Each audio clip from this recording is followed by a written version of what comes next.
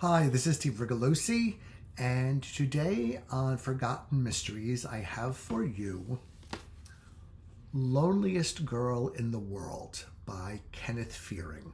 This is copyright 1951 by Harcourt Brace, and just check out the cover design. Very interesting, very modern, reminds me a little of Picasso, very beautifully integrated type and colors and all those things that a jacket really should be.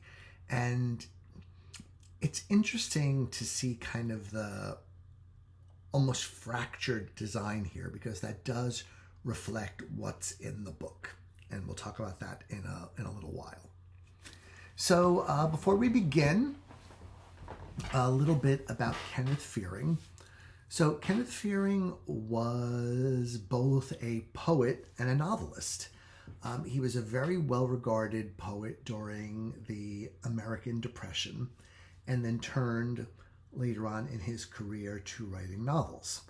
So, poets who become novelists are often very good at writing novels. And another person of that description who comes to mind is Thomas Hardy, who was an amazing poet and a superlative novelist.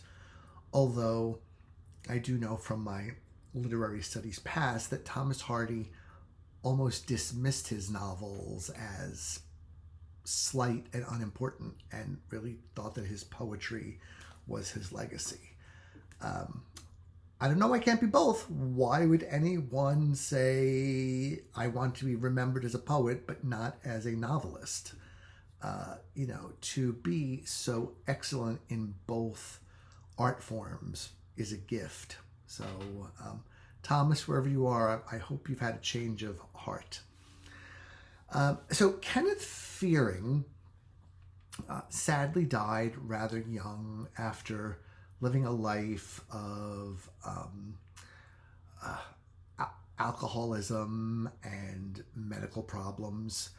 And he left behind one amazing novel, several collections of poetry, and a few other novels that I guess could be described as avant-garde novels based on the time that they were published.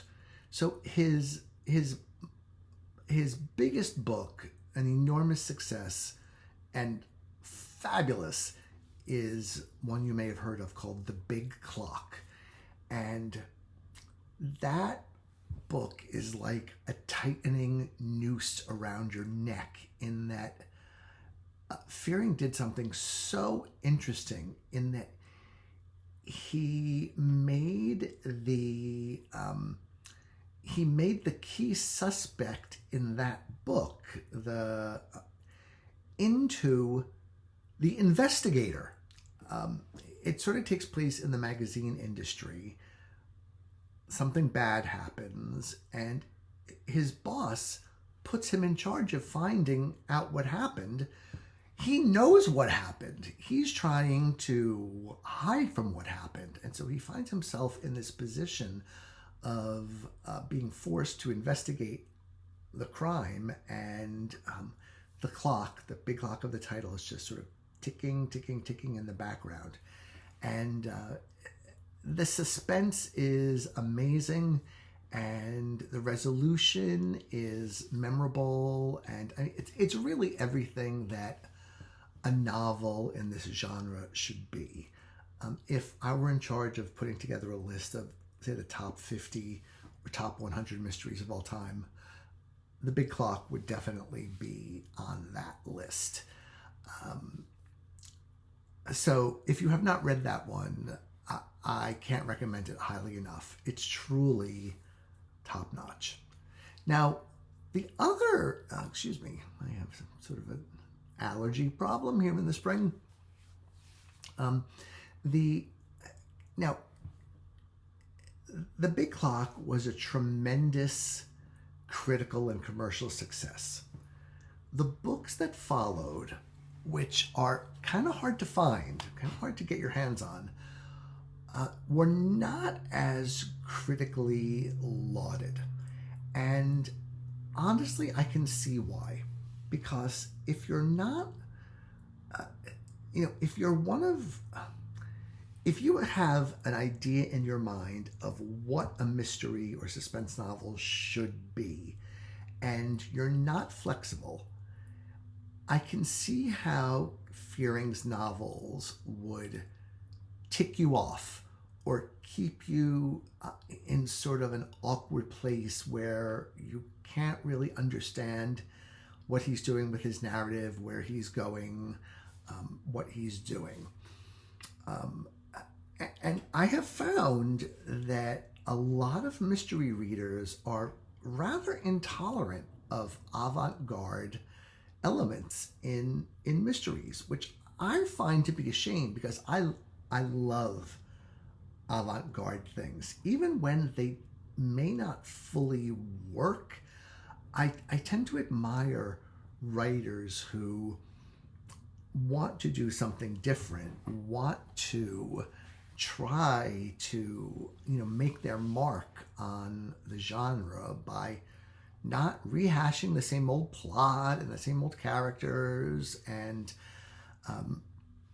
that was what Kenneth Fearing clearly wanted to do. So Loneliest Girl in the World, here we go again, was the follow-up to The Big Clock.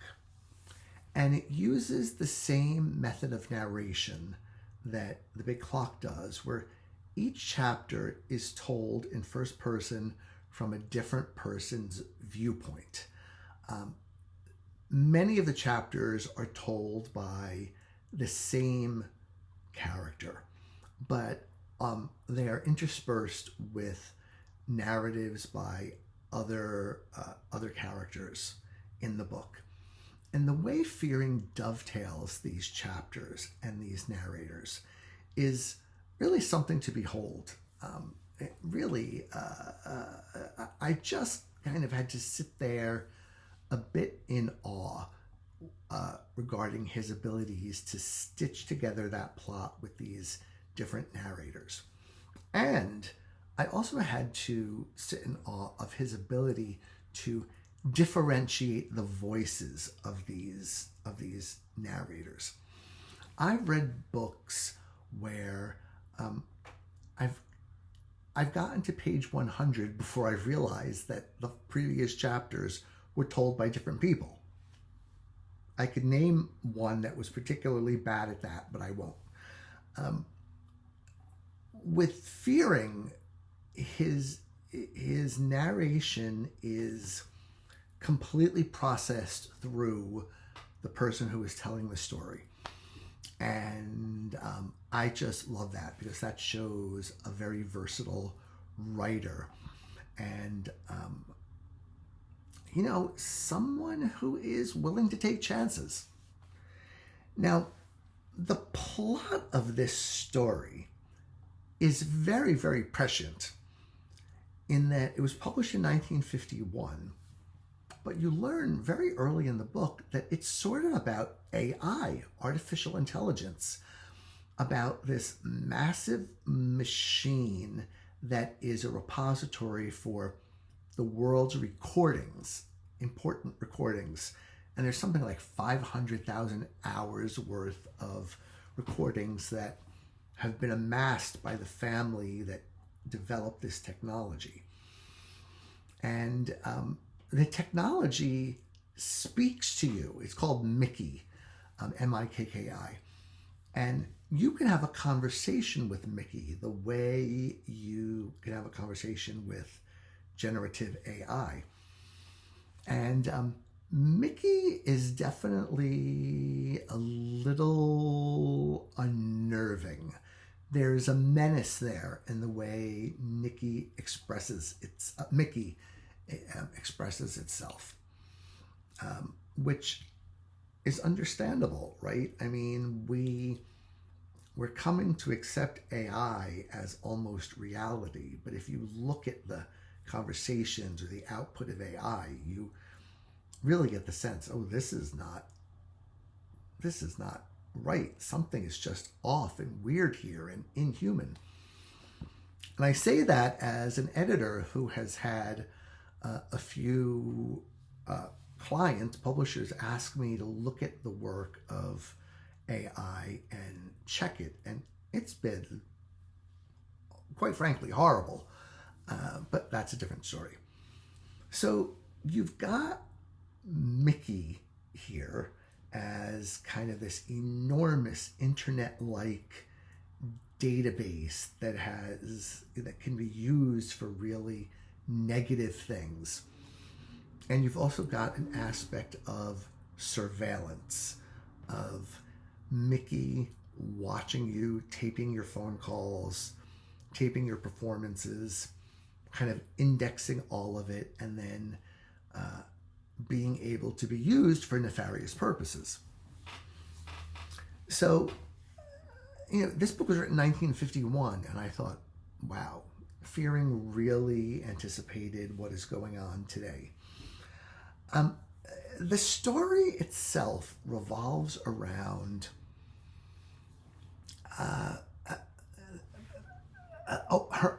the key protagonist. Her name is Ellen Vaughn. Her father and brother and she are the creators and maintainers of Mickey, but there's all kinds of corporate problems with ownership and shares and who owns the technology and what's going to be done with it. And so the plot in one way is rather corporate, but as the novel is starting, Ellen's father and brother have both fallen over the balcony of their 30th floor apartment building, hotel actually, residential hotel in Manhattan. And the question is, what happened there? Was it a murder-suicide? Was it an accident? And Ellen wants to get to the bottom of what happened there. And what makes this book curious is that the resolution or the understanding of what happened is not really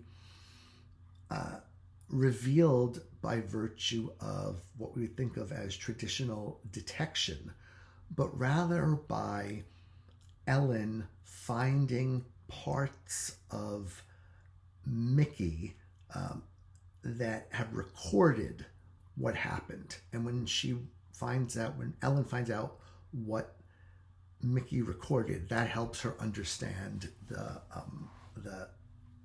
what happened. So it's more a case of almost like searching the internet for the answer to a mystery. We mystery readers, I think we live for the joy of having that answer revealed after detection, after a good plot, instead of just having it kind of dumped on us by some machine. And that's what happens here. So you can see why this book was somewhat, this book was definitely off the beaten path. And people who had read The Big Clock thought, gee, how do you go from The Big Clock, which was so magnificent, to this book, which was so odd? And then the couple of novels that followed this were even odder, even more fractured. So I think that this is a fair criticism of the book, that that you're sort of waiting for a plot or detection to kick in, and it never really does. There's sort of betrayals and other things like that going on in the background, and corporate espionage, or things are not really on the up and up. The corporate stuff isn't really that interesting. I generally don't find plots about corporate malfeasance all that interesting. And I didn't hear either. You know, who owns shares of this stock and who owns the rights, the patents to this technology or whatever. It's hard for me to get excited about that. But Fearing's writing is so interesting and so customized to his various narrators. I think that it's worth reading the book, especially for that. One thing I loved is that this is the era before we all had, 100 fonts installed on our machines. The book designer here used a different font for each narrator's name because the narrator's name is given in the chapter title. There's a different font for each narrator. And I thought, that's a really good use of fonts in an era where, fonts were not easy to come by. So everything is resolved in the end, in a satisfactory way, in terms of you get the information that you're looking for, but sort of it comes to you oddly, and then the book is over. So what I would say is, I think that if you haven't read Kenneth Fearing, the book to start with is absolutely The Big Clock. It's, like I said, magnificent. And it is the Kenneth Fearing book to read. If you read it, like his style, like what he does, can get down with a book that is a little off the beaten path, then I would recommend Loneliest Girl in the World. If it doesn't sound like your cup of tea, it probably is not. And that's really all that I can say. I think a lot of the criticism of Loneliest Girl in the World is going to be based on one's personal taste and one's tolerance for the avant-garde in mysteries. So that's what I've got for you today. Kenneth Fearing, a very interesting writer, a writer very willing to take chances, a writer who really knew how to draw character, a writer's writer in terms of style, but not breezy, not Hercule Poirot going around interviewing suspects and figuring out what goes on. It's all much more cerebral than that and odd. And like I said, the AI connection early in the book definitely weirded me out a little bit to think that Kenneth Fearing saw what's happening today 70 years ago. And I wonder what he would have to say about what's going on today. So that's it for now. Thank you for listening. I'm almost done with another book that I will review on here for you. And it's much more of a straightforward mystery novel. So maybe I'll compare and contrast the two if I remember to do that. Okay, thanks for listening and have a good night. Bye.